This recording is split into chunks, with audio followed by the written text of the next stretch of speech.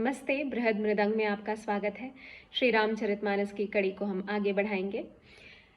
प्रभु श्री राम और सीता जी अब अयोध्या के सिंहासन पर बैठे हुए हैं। चारों वेद वहां पर उपस्थित हैं और प्रभु श्री राम का गुणगान कर रहे हैं। अब वह प्रभु के विश्व रूप का वर्णन करते हैं।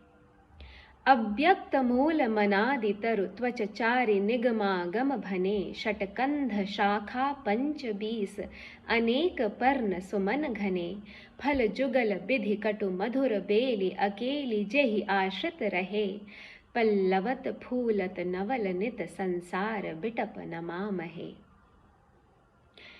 तो यहाँ पर प्रभु श्री राम का वर्णन, उनका जो रूप है उसे कहा गया है कि वह संसार वृक्ष के समान है, जिसका मूल रूप अव्यक्त है और यह वृक्ष सनातन है।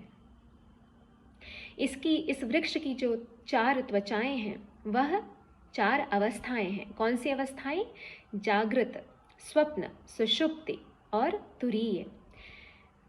6 स्कंद तने हैं इस वृक्ष के, 25 तत्व उसकी शाखाएं हैं, विविध वासनाएं उसके पत्ते हैं, बहुत से कर्म उसके फूल हैं और उसके दुख 2 प्रकार के फल हैं जो क्रमशः मधुर और कटु हैं।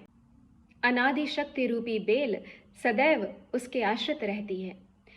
यह वृक्ष नित्य पत्तों से, फूलों से युक्त रहता है और प्रतिक्षण परिवर्तनशील होने के कारण यह सदैव नवल, नया रहता है।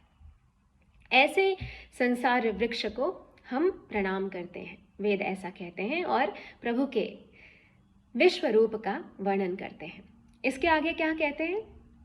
जे ब्रह्म अजम द्वैत मनुभव गम्य मन पर ध्यावहि ते कहूँ जानहु नाथ हम तब सगुन जसु नित गावहि करुणायतन प्रभु सदुगुना कर देव यह बर मागहि मन बचन कर्म विकार तजि तव चरण हम अनुरागहि।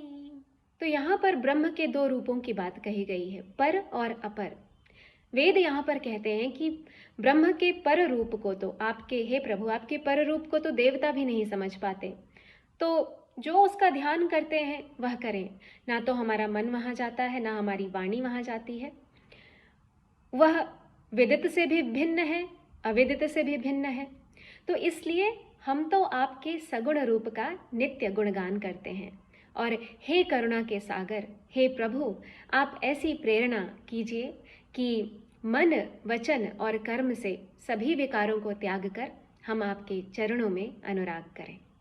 सबके देखत बेदन्ह बिनती कीन्ह उदार अंतर्धान भय सुनि गए ब्रह्म आगार बैन ते सुन शंभु तब आए जह रघुबीर विनय करत गद गद गिरा पूरित पुलक शरीर।